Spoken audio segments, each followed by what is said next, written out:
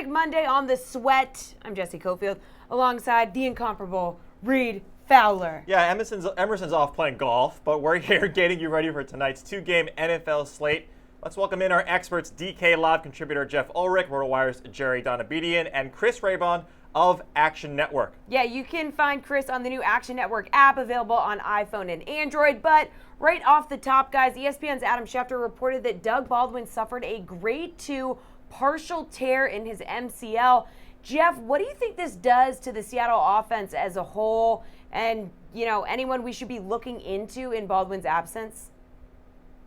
I mean, it makes it a lot worse.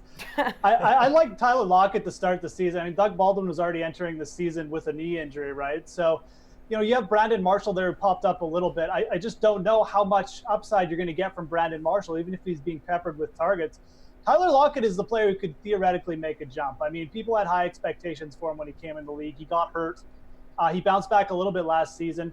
This is his chance to shine. So if this offense is going to do anything through the air, Tyler Lockett's going to have a big season. That's the player I would be most targeting right now. Jerry, what about you? Who are you looking into with this news about Baldwin?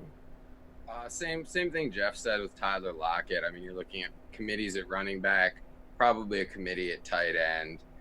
Brandon Marshall is maybe interesting if you really want to look deeper, but Tyler Lockett was a guy I was already really into heading into the season, largely because of concern about Baldwin's other knee and, what might crop up with that. And now we've seen that kind of come to fruition. I think Lockett is in a nice position to get 7-8 targets a game.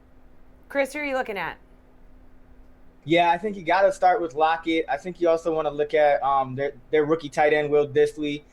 We'll see what happens. They had a wide receiver, David Moore, who really ripped it up in the preseason. If he gets more time, I think you look at him. And I think you do still look at Brandon Marshall because at the end of the day, it's really Russell Wilson here on this offense. If you look at against Denver, that's a good defense, and Russell Wilson was still able to keep them in that game, even without Baldwin.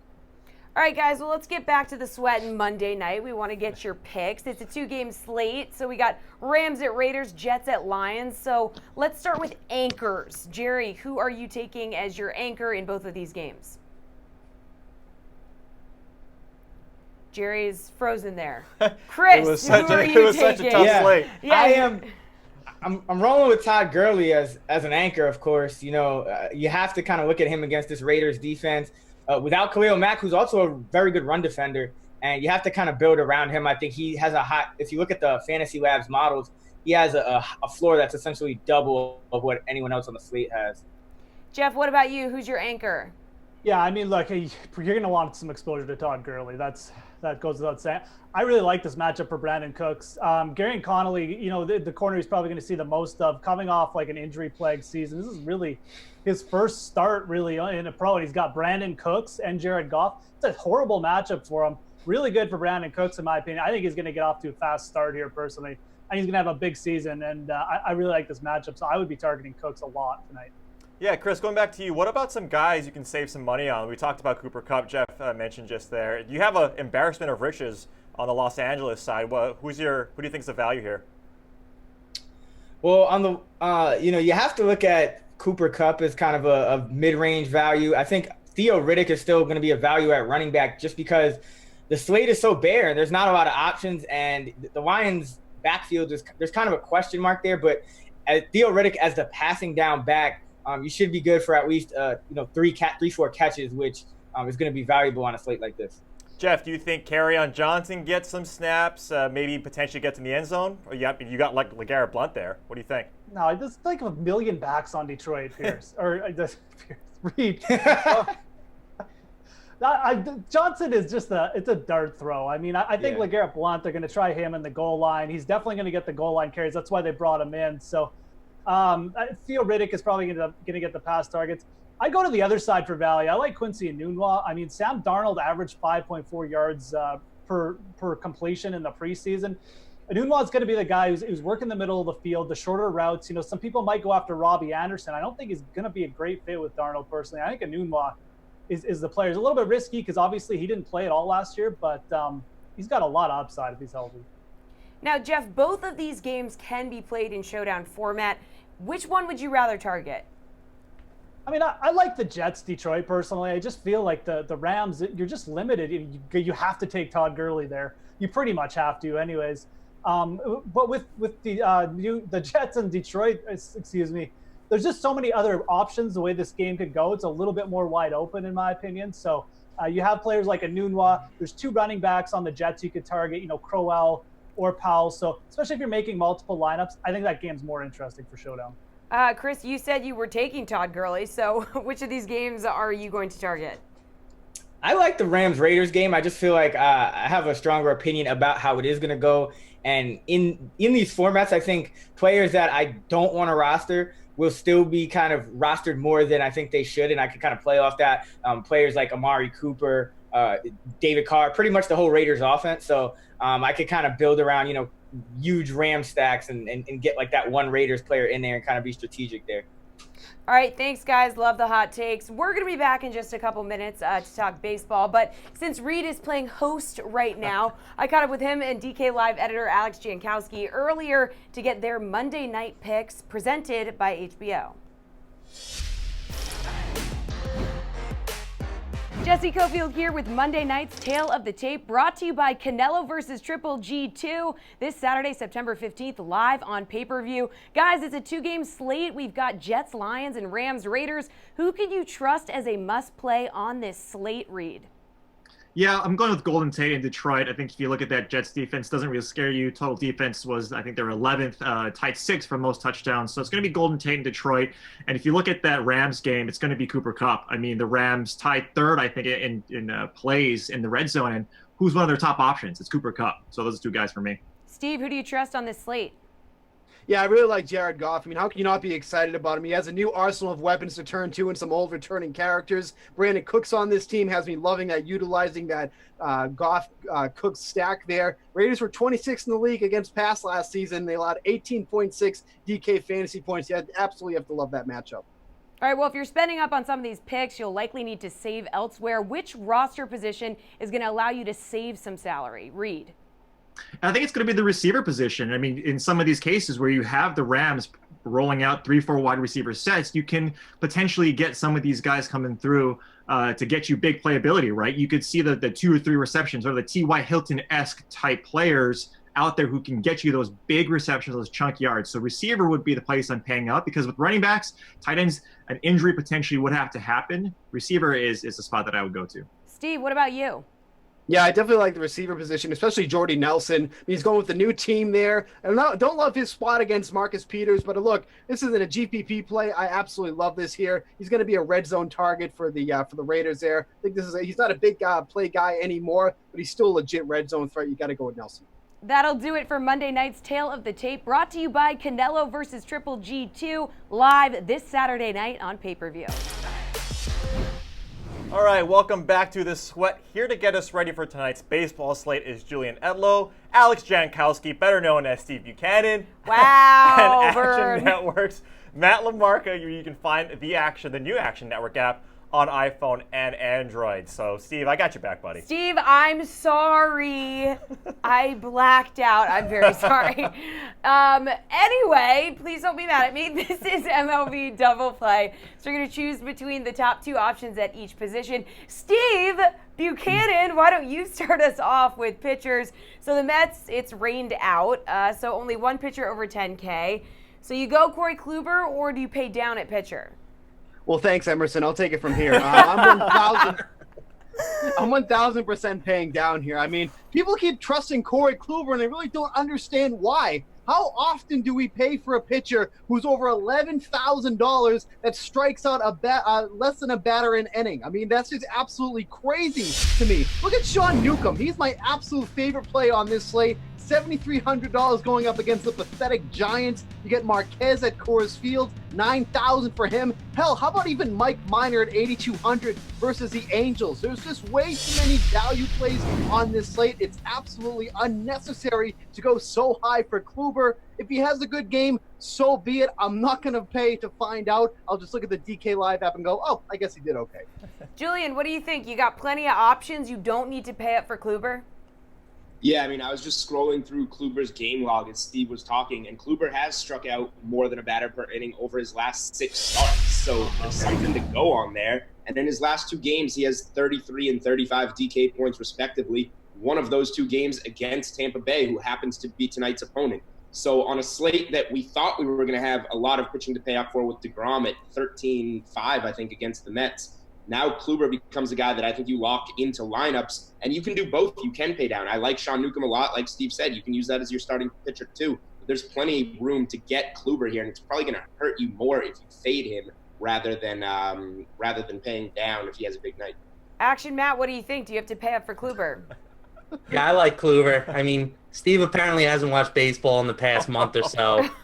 Like Julian said, he's gone for 33 plus in each of his last 2 starts, one of which was against Tampa Bay. How about the rest of them?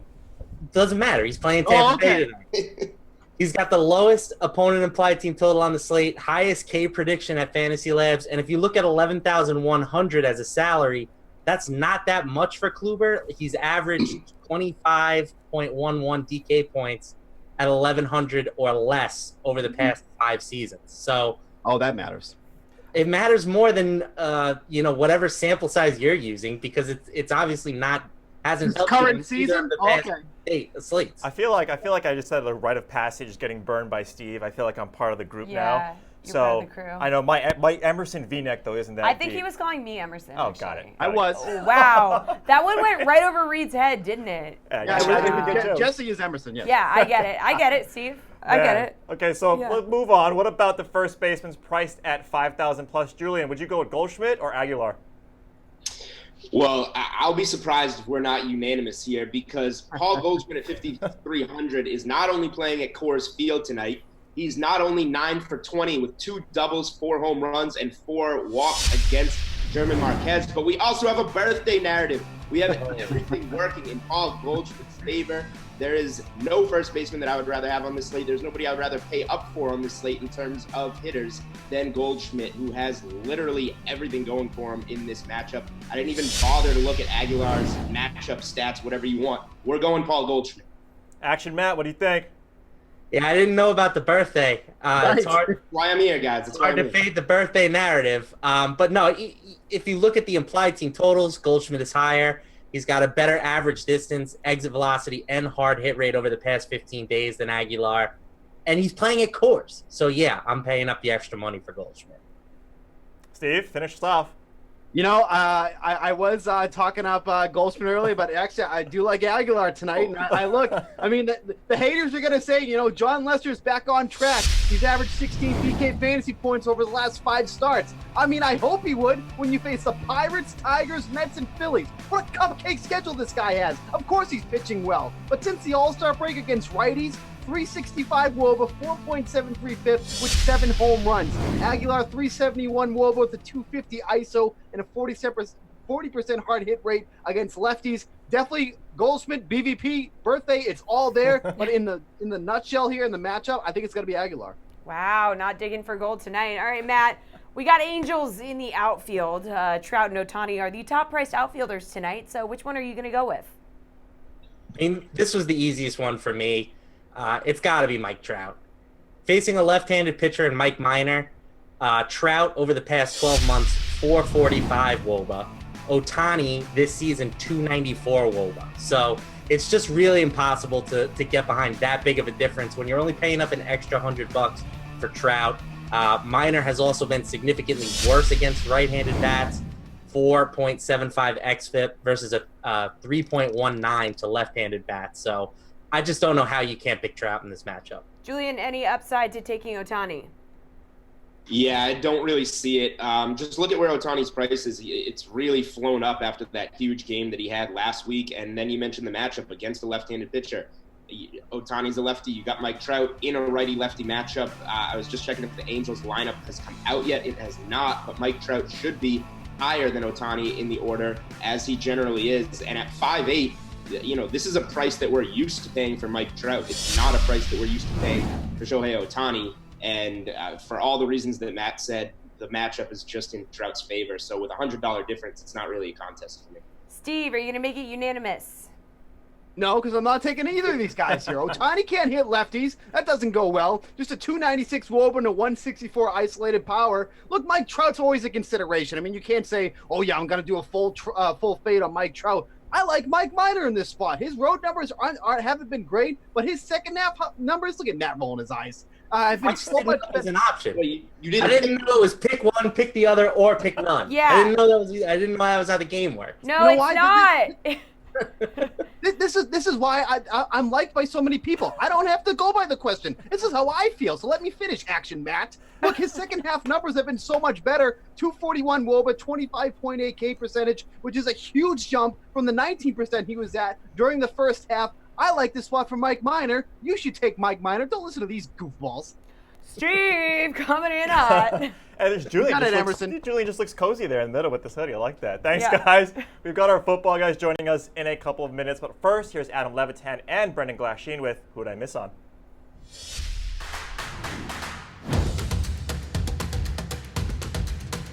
What's up? I'm Brendan Glasheen from DK Live. It's Who'd I Miss On with Adam Levitan from Week 1. Check out Levy's work on DK Live as well as the DK Playbook.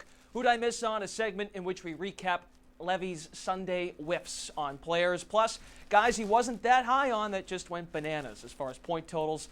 Levy, let's get started. First up, Patriots wide receiver Chris Hogan, 2.1 DK fantasy points for a guy who is right now supposed to be Tom Brady's #1 receiver with Julian Edelman out. Saw your snap breakdown this morning. How shocked were you that Hogan was a bust? Yeah, really shocked. And particularly we knew Brandon Cooks was gone. We knew Danny Amendola was gone. We knew Julian Edelman was suspended. I expected Chris Hogan to play a ton, which he did, and play a ton inside, which he did. But to only catch one ball on 5 targets in a pretty good matchup against Houston was pretty shocking to me. I guess it's a reminder that when talking about the Patriots, it's going to be difficult to predict because just when we think they don't have very many weapons, well, here comes Philip Dorsett, here comes Rex Burkhead, here comes James White, et cetera, et cetera. So, Hogan, I think maybe was a slight mistake, but I'm okay with it. Next miss, David Johnson. DJ did total 17.7 points. Wasn't a disaster, but certainly could have been better. You think there might be a coaching concern here. Can you explain? Yeah, well, first of all, it's a disaster. 17 points isn't bad, but it's a disaster relative to Alvin Kamara. So from that perspective, David Johnson was certainly a disaster if he went for the pivot in tournaments. But yeah, one of the reasons that David Johnson was so effective in 2016 was because of his pass game usage. And now we get Mike McCoy in there, who comes from the John Fox coaching tree. And we know how scary that can be. Uncreative stuff, not splitting David Johnson out wide, not letting David Johnson run normal wide receiver routes, which he is so good at when matched up against linebackers. So yeah, I have concerns about the way David Johnson was used in this game, and maybe we should have seen it coming with the coaching change. All right, last one. Ryan Fitzmagic Patrick, 45.28 DK points, 21 of 28 passing, over 400 yards, 4 touchdowns, no picks at the Superdome. I would imagine you weren't alone here. Can he replicate any of this next week against the Eagles?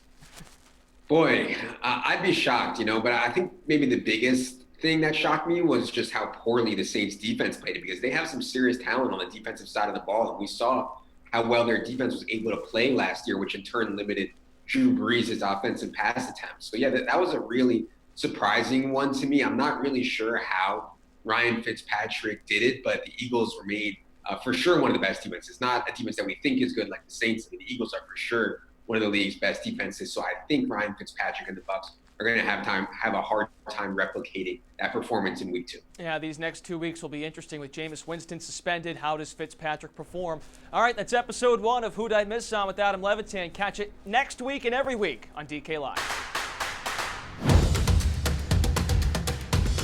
Welcome back, guys. Time to reintroduce our NFL experts, Jeff Ulrich, Jerry Donabedian, and Chris Raybon of the Action Network, where you can find the new Action Network app on Android and iPhone. Look, it's Monday. We're either feeling really good about Alvin Kamara because he just went bonkers, and Tyreek Hill, Jeff's guy, or bad about guys like Doug Baldwin, we just talked about off the top, who put up a good old goose egg. So, guys, let's get into a brand new segment on the Sweat called the NFL Hangover, where we discuss which stud will come back down to earth at each position. So, Chris, let's start with you. Which QB from week 1 who played amazing will come back down to us in week 2? I mean, I think talk about amazing. Aaron Rodgers, man, coming back off the injury, leading the comeback. I think this is going to be a tough game for him against Minnesota. We saw what Minnesota did to Jimmy Garoppolo, who I think, is another quarterback that was having a lot of success last year. And I think that this is going to be a troublesome spot for Aaron Rodgers out of every matchup he has. I think this will be the toughest one. Jeff, what about you? Which QB is going to come back down to earth? I mean, I'm going to ignore the really obvious one, the Magic Man, as we'll just say. But I'm going to go with Phillip Rivers, who just really got game scripted into a massive first week there against the Chiefs. They take on the Bills week 2, and the Bills aren't going to jump out to like a 20-point lead or anything. So just, out of whatever, game flow, game script, opponent, Phillip Rivers is not going to have as big a fantasy day. So I think he's definitely going to crash back down a little bit week 2. Jerry, who's turning back into a pumpkin in week 2? It was a huge week for quarterbacks. You've got a lot of choices here. But I think Russell Wilson, obviously ignoring Fitzpatrick, Russell Wilson is one guy. I think, he kind of overcame a tough road matchup to start the season. But now he's going to be missing Baldwin for the whole game, going into Chicago. And if you look at what he did yesterday, he had 3 touchdowns, almost 300 yards. But it was basically 3 or 4 big plays. He only completed 58% of his passes, took 6 sacks. It's just, other than maybe Tyler Lockett, that's just not an offense I want to be anywhere near right now. Jeff, moving on to running backs, do you think Kamara's production stays elite, or does he come back down? Who's your running back hangover selection going to be? No, it's not Kamara. I think the Saints are going to have to ride him out, especially until they get their defense in order. So my selection this week is going to be Joe Mixon. Had a really nice first week. Loved that matchup against the Colts. Now he goes up against the Ravens. The Bengals, it's not like the Bengals offensive line looked great last week. And, it's such a worse matchup, quite frankly. And again, Gio Bernard is still a little bit involved there. So if they get behind, he's probably going to see a few less snaps. So I love Mixon, love the talent, don't love the O-line, and the matchup is horrible. So he's my pick to come back down to earth. Chris, who you got? Yeah, that's the only guy I got. I think there wasn't a lot of good running back production this week to go around. I think Mixon is the obvious choice here. I think the Ravens defense is really tough. You look at what they did with Sean McCoy. I think he got 7 carries for 22 yards. Oh, sorry, one last guy. Obviously, let's finish this off. John Bedian. I'm actually on board with these guys with Mixon. I think if you've got Mixon in your season-long league, what we saw yesterday was really encouraging. He outsnapped Bernard 42-14. But you look at a short week, tough defense coming up. I wonder if Bernard gets a little bit more of the work. And even if Mixon replicates the 22 touches, he might be looking at 90 yards from those touches instead of 150. So I like Mixon going forward, but not this week. Only other guy I'd throw out is Jay Ajayi, like 2 touchdowns on like 39% of the snaps. Probably not sustainable. All right, well, Jeff, let's move on to wideouts. So you loved some Tyreek yesterday, and he did not disappoint, putting up over 250 all-purpose yards. Do you see more of that coming this week against the Steelers? I see that coming every week for Tyreek, yes.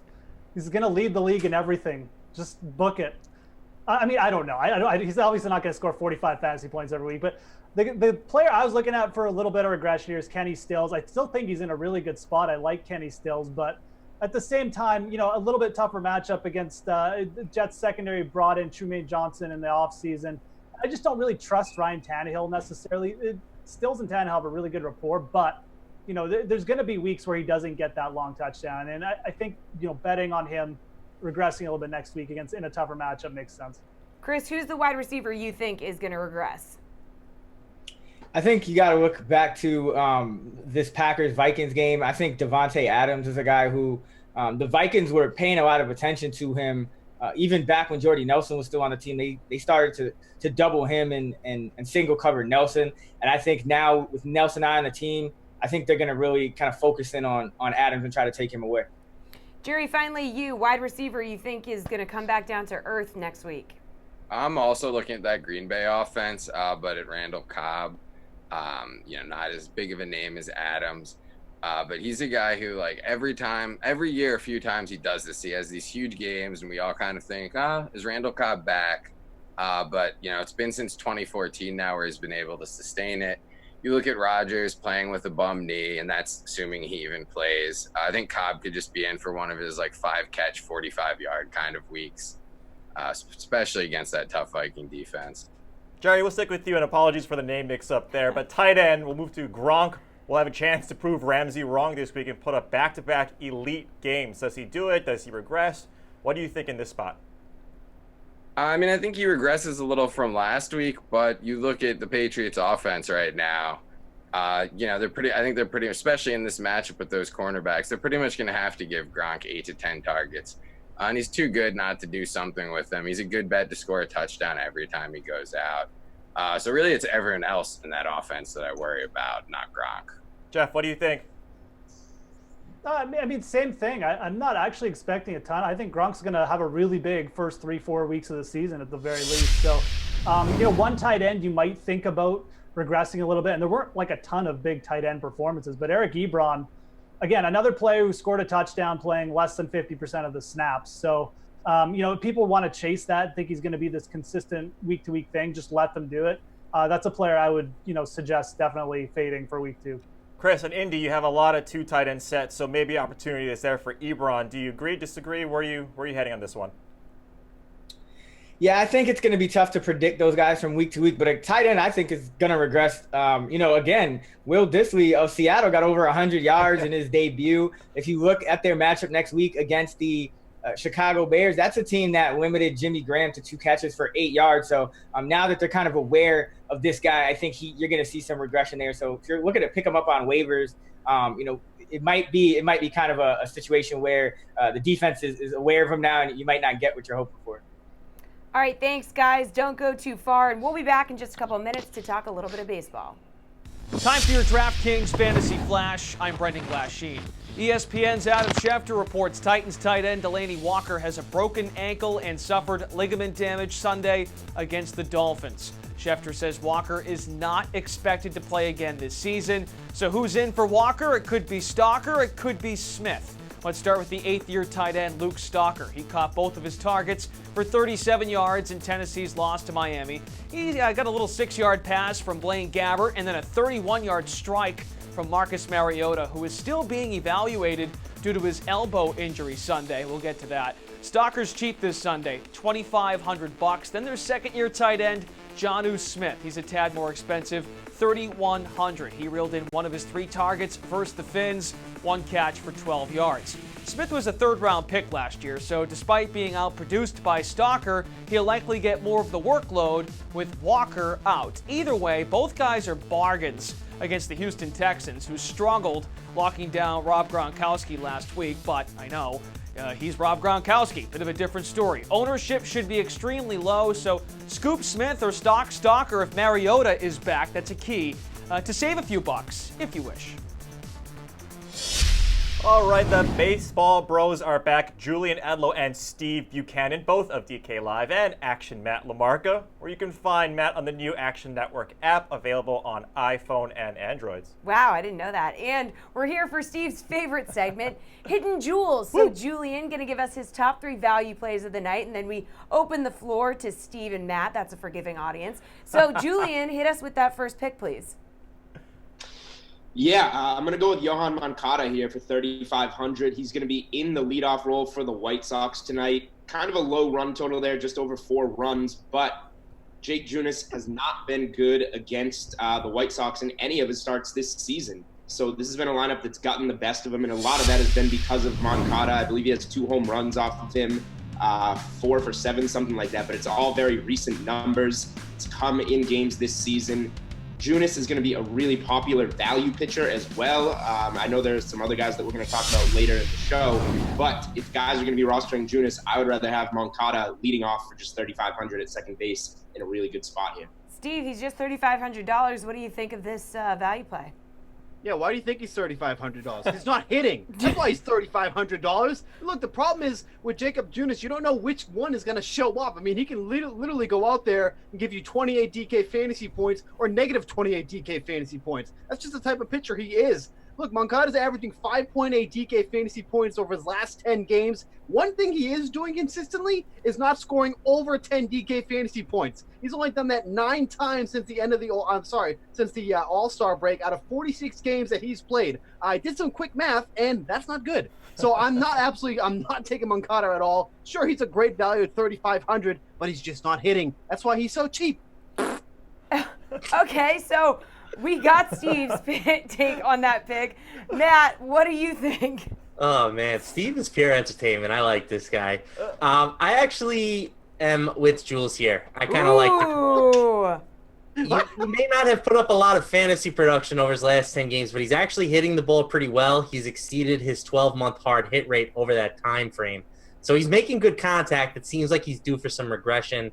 He's been better against right-handers than left-handers, and he's the guy who's always a threat to steal a base and go yard, which is a nice combo to have in fantasy baseball. The implied team total isn't great, but there really isn't a ton of teams that have a great implied team total tonight. So I'm with Jules. I kind of like the idea of maybe even stacking the White Sox. And if I was to roster a pitcher in this game, I think I would hold my nose and go with oh my God, I'm blanking on his name. The White Sox guy, Giolito instead. Good advice. Take him. Matt loves him. Okay, so we got a thumbs up from Matt, thumbs down from Steve. What about your second Jewel, Julian? We'll see if both agree, disagree. This is getting crazy. Steve with the sound effects.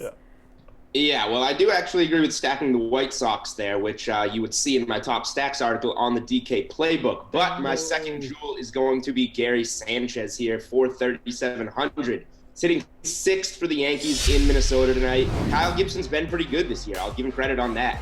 But Sanchez eventually is going to get back to what he once was. He's just 3,700. This is a catcher that's costed over $5,000 at times this season. I don't necessarily care about the matchup. I just want to be there when he heats back up at this cheap price. There are 5 catchers on this slate more expensive than him. A lot of places to pay up at catcher. So you might actually be able to get him as a contrarian pick on this slate. I'm kind of scared, but Steve, go ahead. I mean, I thought this segment was called Hidden Jewels, not the I Can't Hit Club, and this is who you should take. I mean, Julian's reason for taking him is eventually he's going to start hitting, so let's just pick a random night like tonight. Yeah, this is going to be the night. Why? I don't know, but yeah, it's tonight. Okay, he's $3,700. Big deal. The guy can't hit anything. He's hitting under the Mendoza line for the year. Sure, Kyle Gibson hasn't been great at home. What, Gary Sanchez? This could be a 2-game slate, and Gary Sanchez wouldn't be anywhere near my lineups. 0% Gary Sanchez tonight, 0% Gary Sanchez tomorrow, but maybe he might go up someday this season. Can't wait. Matt, how much? Matt's got my back here. I feel it. How much percent Gary Sanchez are you going? I've been waiting for Gary Sanchez to turn it around all year, so at this point, I'm pretty much giving up on him. If you look at his numbers since coming off the DL, 52% ground ball rate, 184-foot distance. Those numbers don't scream somebody who's going to go yard, and that's really what you're looking for with Gary Sanchez, because that's his only potential at this point. When you're hitting sub 200, you need to hit a home run, and this just doesn't feel like the time when he's turning it around. I mean, obviously he projects to be somebody that costs more than 3,700, but I've been banking on the regression all year, and it just hasn't come. So I can't back you here, Jules. I'm sorry. It's got to be tonight, though. It's got to be tonight. Taking a gamble on Gary Sanchez. What about your third jewel, Julian? Yeah, well, let's not forget about that home run Gary Sanchez hit last week. But the third jewel here is the crown jewel.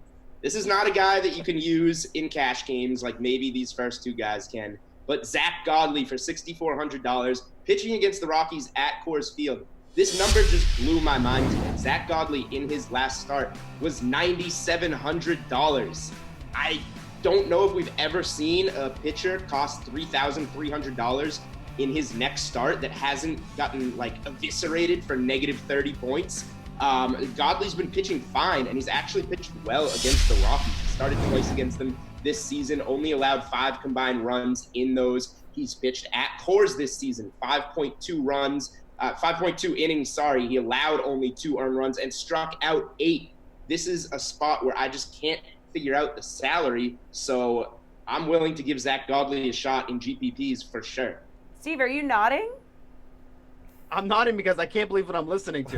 He's on the same show as I am. I mean, look, his price point makes him enticing, okay? He's $6,400, all right? 10 1/3 innings against the Rockies, 11.8 K9. Pretty impressive. The problem is, Godley doesn't go past the 5th inning. He hasn't seen past the 5th inning in 5 of his last 10 starts. I mean, if he has that K up, if he doesn't have that K upside tonight, he doesn't strike guys out, you are getting almost nothing in fantasy points from him. I'm completely off Coors Field tonight. I don't want to target against it, and I don't want to go for it. I'm just totally off this game, so Godley is not in the picture for me at all. In a GPP, yeah, maybe I understand, but pulling hairs. Nope.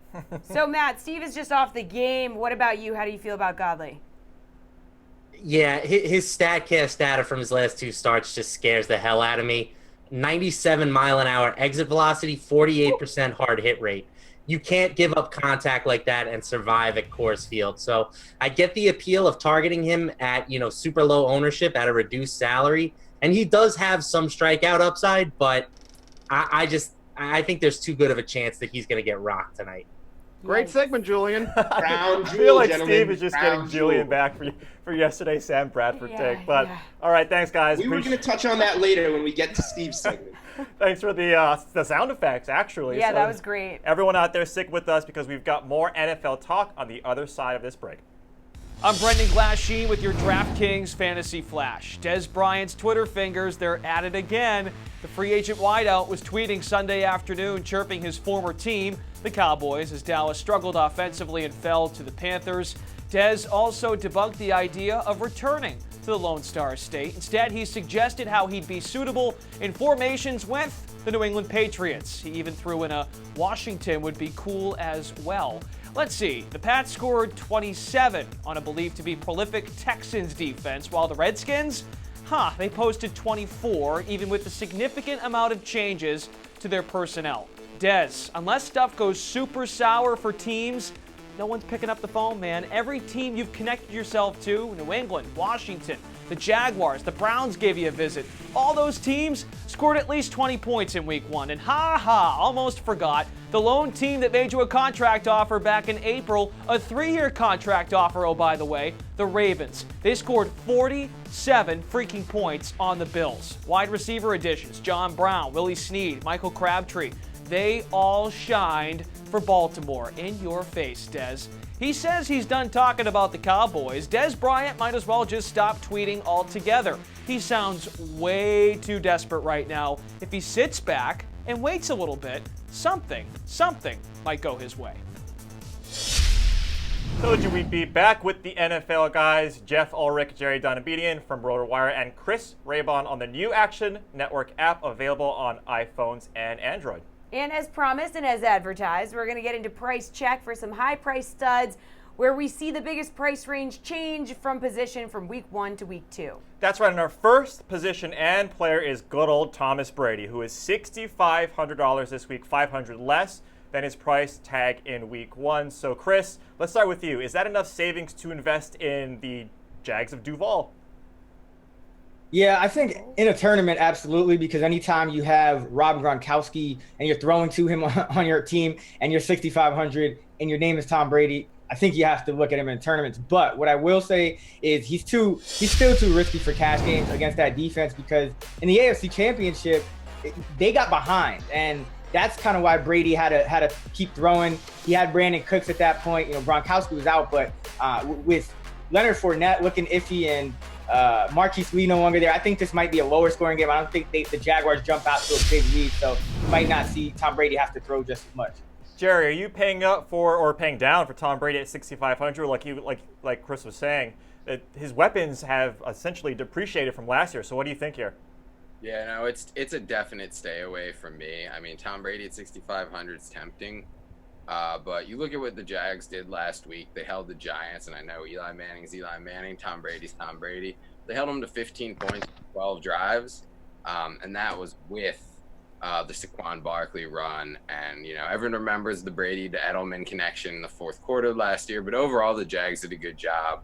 Now we're swapping out Brandon Cooks and Amendola for Cordarrelle Patterson, Philip Dorsett. There's other options cheaper than Brady this week with a similar ceiling. Jeff, what do you think? 6,500 is tempting for probably one of the best in the business. What do you think? It's really not that tempting, Reid. I'm just trying to get a rise out of you, Jeff. The guys hit on it. I mean, the players on the outside aren't there. Edelman's not there. Amendola's not there. The Patriots really didn't look that good last week at times. So with them not hitting on all cylinders going up against, arguably the best defense in the league, no thanks. No thanks for Jeff. Let's get into the running back position. Christian McCaffrey had 26 touches, picking up 14.5 DK fantasy points against the Cowboys. His salary is up to $7,000 this week for a matchup against the Falcons. Is that price too high, Chris? It's not too high when you look at what the Falcons defensive scheme does, which is it allows catches to running backs. And the last 3 years since Dan Quinn has been there, they've been tops in the league at giving up catches to running backs. So I think you combine that with Christian McCaffrey, what he's doing in a running game. He got 10 carries last week. You're looking at about probably 20 touches and one of his higher reception outlooks for the year. So I think that's a fine price for him. Jeff, his salary is up $600 from last week. Is this tempting to you? This is very tempting to me, Jesse. This is actually one of the first things that stuck out to me on the slate this week. I'm actually glad his salary went up because I hope people see the slow game from week 1 and say, "Oh, I don't want to take this guy." But the game against Dallas pretty much was as ugly as possible, and it really just led to like what you'd call a floor game for Christian McCaffrey. The usage was there. It's not like C.J. Anderson was taking a bunch of snaps. Christian McCaffrey outsnapped and he got red zone usage. He got everything we want to see. The game just didn't lead to a big fantasy performance. Chris just went over perfectly. The defense sets up, and the Falcons will score points, which should lead to a better game script. I love the spot for Christian McCaffrey. Jerry, what about you? Wrap us up. How do you feel about McCaffrey? Oh, all over him this week. This past week he played 85% of the snaps, which is significantly above where he was last year. And you look at the Falcons, they're probably going to be missing their best linebacker, Deion Jones.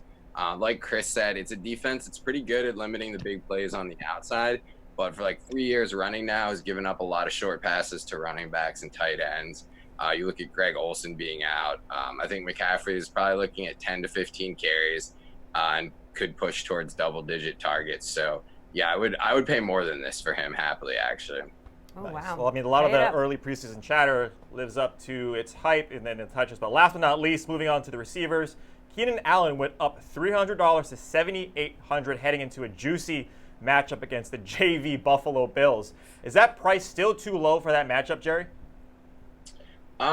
This seems right. I'm probably not going to be on him. I just think the Bills are one of these teams. And I guess it didn't play out that way yesterday. The Ravens threw all over them, but I just don't think. I think this is a Melvin Gordon week. I will say I thought the same thing when these two teams played each other last year, and Keenan Allen went for 12, 159, and 2. I think he had almost all of that in the first half. So I think, he's maybe a cash game target, but for tournaments, I just worry that if Rivers only throws 30 times and he's got some other guys to throw to, that Allen will have a solid but not great game. So this seems about right to me. Chris, what do you think? Yeah, I think it's kind of, the matchup is actually pretty good. He's going against a rookie slot corner in Teron Johnson, but I do worry about the game script. I think even if you look at what the Ravens receivers did, they all got into the end zone in week 1, but they didn't have that many catches or yards. It was kind of that they were all around that 4 or 5 catch range. So I think that this could be a down game for Allen in the volume category, and that's where he really excels, when he's getting 8 to 10 catches. So I'd actually go the opposite way. I'm a little worried about him in cash, but in tournaments, I think he's always capable of having that 10 catch game.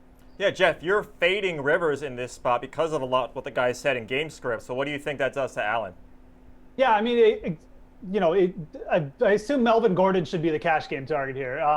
I will say this. I think Chris is always sort of onto something with possibly stacking Rivers and Keenan Allen as like a 2% owned GPP stack, because are the Chargers really that good? I mean, they just got blown out essentially week 1, and Joey Bosa is probably going to miss. So if they're not quite as good as they think, they play down to the Bills, we could see another shootout. The possibility exists. I would rather take a shot with Rivers and Keenan Allen than Brady and Gronk next week.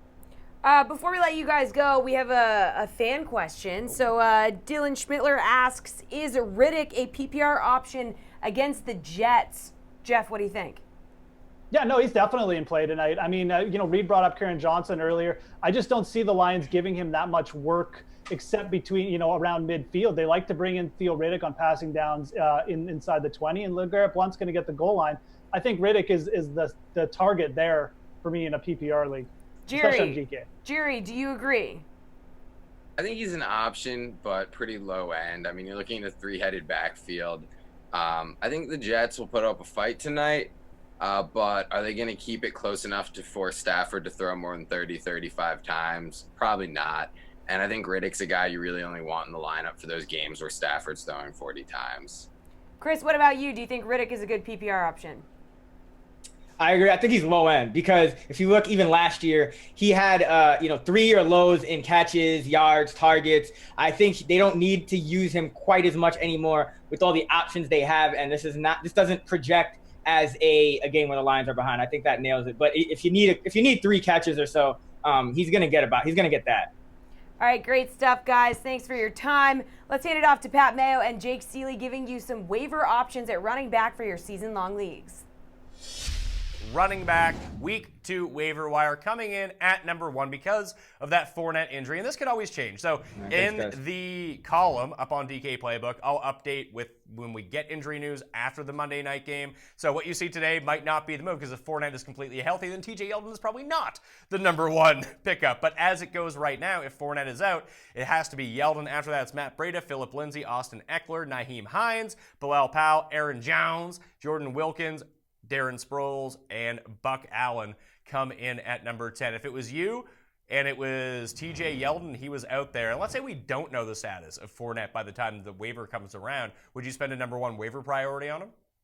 I would, just because of how good TJ Yeldon looked and the fact that this Jacksonville's offense is going to continue to run the ball heavily. So if they're going to continue with this run-first approach, and you saw that Yeldon looked good against the Giants, and granted it was the Giants, Yeldon is the first man up, I would go after him.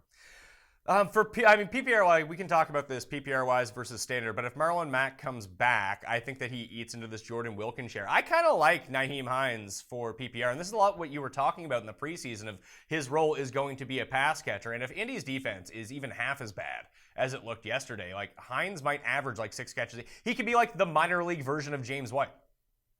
He definitely could be, but I don't like the fact that 3 running backs in this backfield. This is a true committee, and they're okay with that. But I don't think that he is a part of that committee. He's not going to get a ton of rushes. He might get like 3 or 4 a game, but it seems like any time that they're in a passing situation, he's just on the field.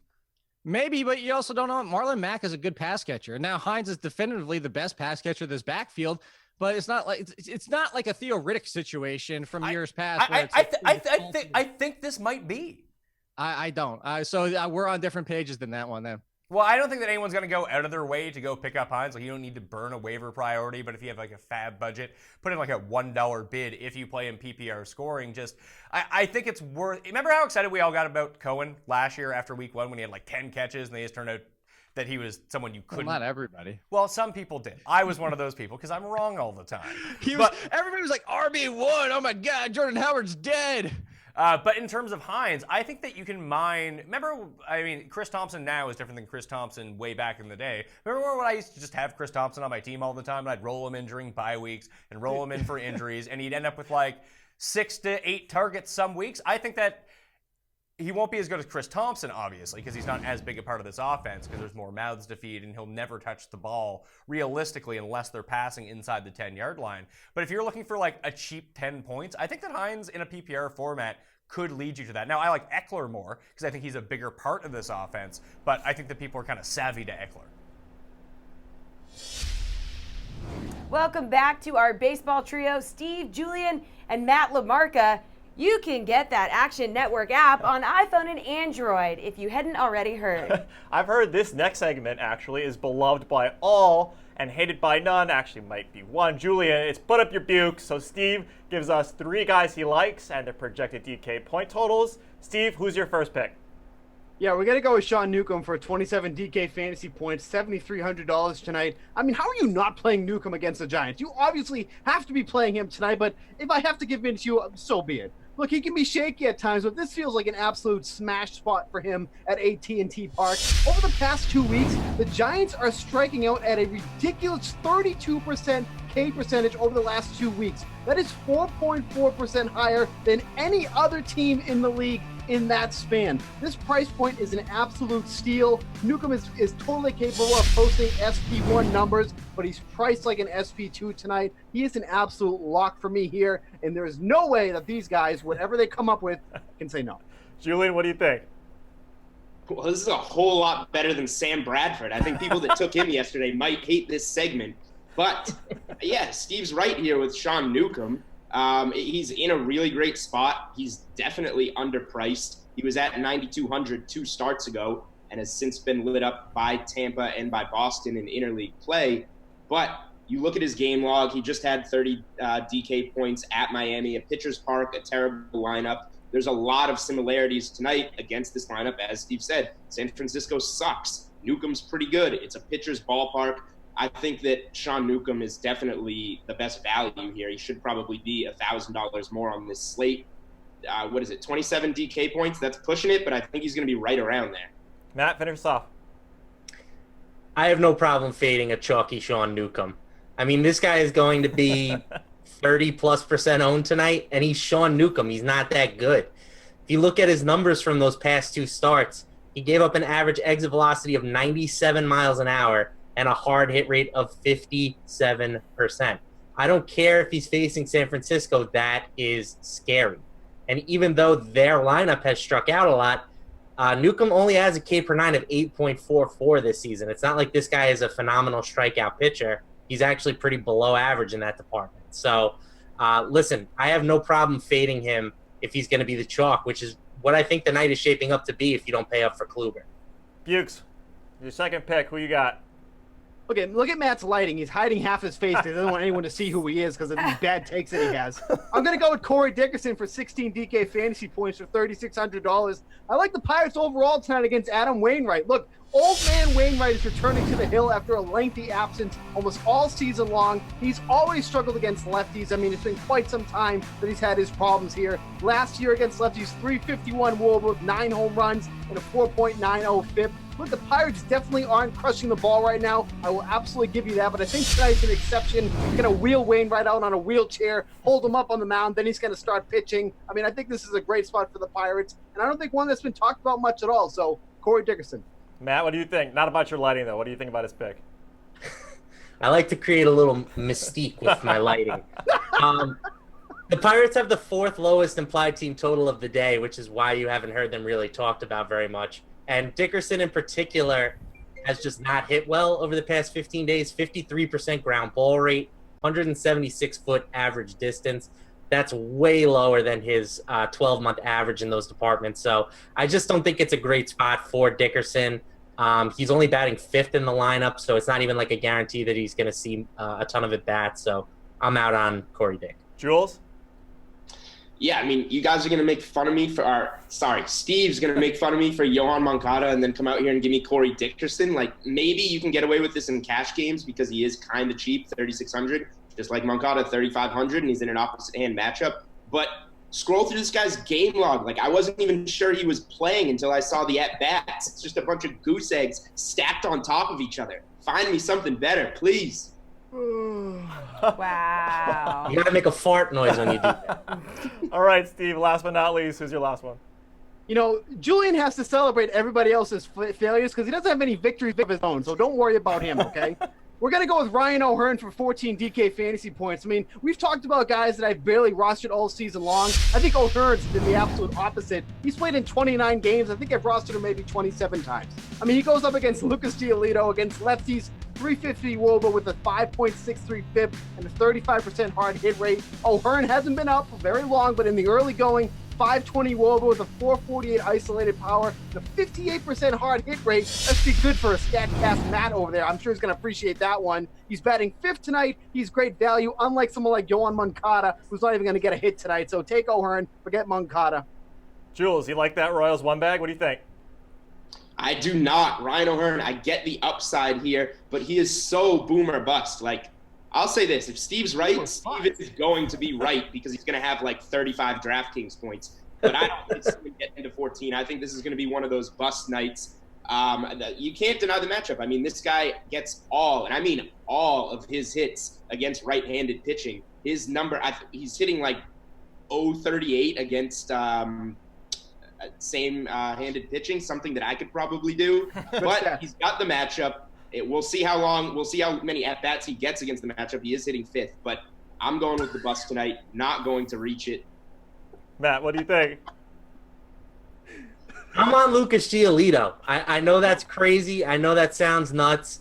He was roughed up in his last start, and he has been awful all season. I get that.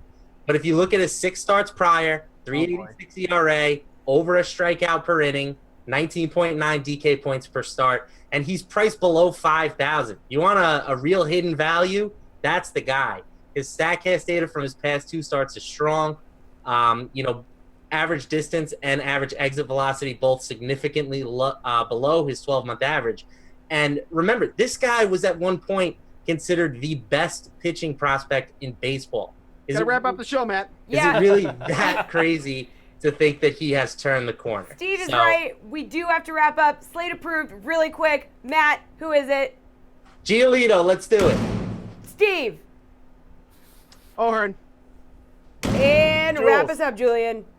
Johan Moncada with a little side dish of Zach Godley. So bad. All right, guys. Thanks. We appreciate it. So normally right now, Reid, I would, ask you what you learned, but we don't know what we learned. We'll be back tomorrow at 6 p.m. This is The Sweat. I'm Jessie. He's Reid. We're out of here.